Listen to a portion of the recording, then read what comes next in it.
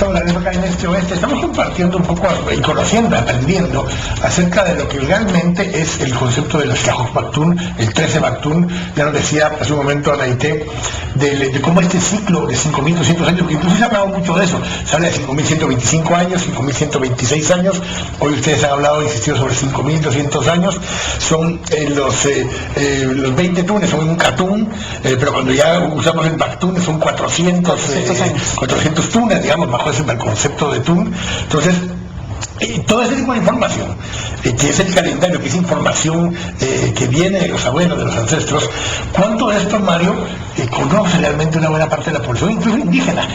¿Y cuánto está trasladado tal vez solo a ciertos sectores de la población y no ha habido ese aprendizaje? No sé si los más jóvenes ahora están empezando a acercar nuevamente a ese conocimiento y hubo una época en que se alejaron. Bueno, toda esa parte, Mario.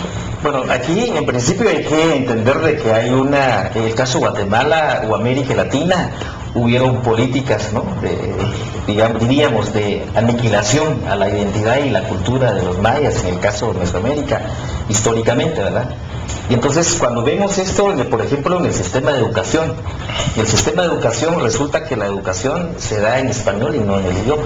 Ese es un elemento fundamental. Y no se habla de la filosofía, no se habla de la filosofía, el contenido de la educación, no se da a conocer el calendario maya, ni los números, ni los maestros lo manejan. Es decir que aquí hay un problema, digamos, de estructura del Estado. De hecho, había una discusión ahora, Mario, cuando estaba hablando de la formación inicial docente, parte del pensum que se planteaba para los maestros en el nuevo material, hablaba de la filosofía maya, hablaba de que tenía que aprender esos nuevos maestros matemática maya, que tenían que aprender filosofía maya. Está planteado dentro del material que la nueva generación de maestros tendría que poder aprender de esos materiales para poder enseñarlo. Entonces, un elemento es la educación. Si los maestros manejan la matemática, manejan la cosmovisión, si esto estuviera como regular, digamos, dentro del sistema de educación oficial, digamos, esto vendría a fortalecer los conocimientos de los niños, de las niñas. Entonces, eso implica que hay un avance en estos conocimientos. Pero esto no se maneja. Como no se maneja, entonces lo que vemos acá... Ni para poblaciones indígenas, ni para el resto de la población, más o menos. Entonces, las universidades tampoco hay una carrera, ¿verdad? No hay una carrera específicamente para conocer la ciencia de la cultura maya. Entonces, cuando vemos los glifos, por ejemplo, resulta que hay un estudio que está circulando. Costa Rica ha enviado muchos arquitectos, incluso académicos, a hacer estudios acá, porque seguramente se quiere llevar parte de esa historia de su país, porque no tienen esa parte histórica, digamos. Los mexicanos lo han hecho, pero Guatemala no lo hemos hecho. Entonces creo que hay un recurso fundamental de la ciencia que hemos perdido, digamos. Y el otro elemento aquí es que es el tema del racismo. Hay un racismo, un racismo estructural, ¿verdad? Hay una discriminación tremenda todavía contra los pueblos indígenas. El no reconocer su ciencia, su cultura, el no incluirlo. Y no solo es matemática, sino también la salud ancestral, por ejemplo. El sistema de organización ancestral de los pueblos. Claro, pero hay que preguntar por eso, porque hay un momento en que los mismos jóvenes, a veces, de las mismas estructuras de pueblos indígenas, se han alejado de sus filosofías, de estas ideas, con el afán de que al occidentalizarse más o al incorporarse a las otras culturas, logran avanzar más rápido. ¿Cómo has visto eso, Felipe? Porque el poder seguir trasladando esto para el futuro, es cierto, tendría que poder estar en el sistema educativo estructurado, pero ¿cómo se ha mantenido hasta ahora? ¿Y cuánto en verdad los jóvenes y las poblaciones indígenas están abiertos a querer aprender de estos temas? Bueno, efectivamente el impacto de todo lo que ha sido el colonialismo se ha extremado de que muchos de los conocimientos, en este caso el calendario, se ha visto como algo que se mire bonito. Y, para un museo, sí, para se tener puede buena guardar, exhibición. qué interesante, qué bonito, pero en realidad no se logra comprender.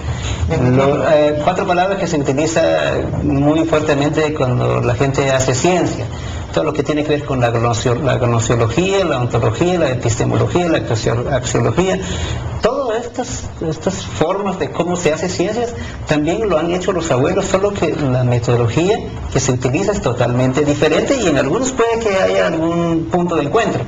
Ahora, todo este conocimiento del calendario maya, la práctica, la transmisión, tenemos que reconocer en día 21 del calendario maya, 4 Ajpú en el calendario maya, vamos a tener que reconocer todos aquellos abuelos, abuelas, personas que se han dedicado no solo para su estudio, sino la transmisión de este conocimiento. Y creo que hay esta experiencia a través del tiempo, de generación en generación, lo han cumplido los abuelos, las abuelas que son comadronas, que curan, las abuelas y abuelos que también se dedican en el campo puramente espiritual.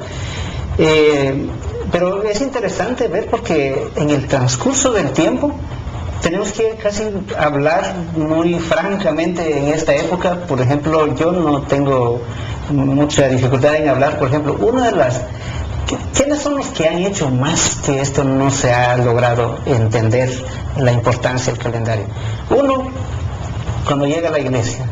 La iglesia pensó de que este es un instrumento que utilizan los brujos y sus prácticas, sus ceremonias son satánicos y sus lugares sagrados son paganos y por lo tanto todo cristiano que quiere asumir el cristianismo tiene que decir dónde están esos altares y dónde están esos abuelos y abuelas y qué hay que hacer.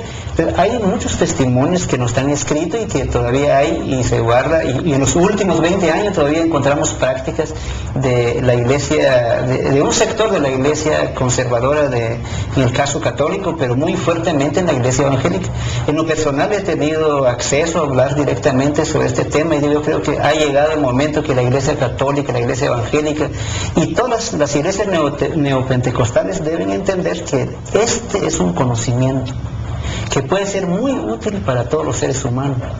Y si logramos entender esa parte, incluso tenemos que entender entonces la posibilidad de que de la intolerancia tenemos que pasar a la tolerancia religiosa.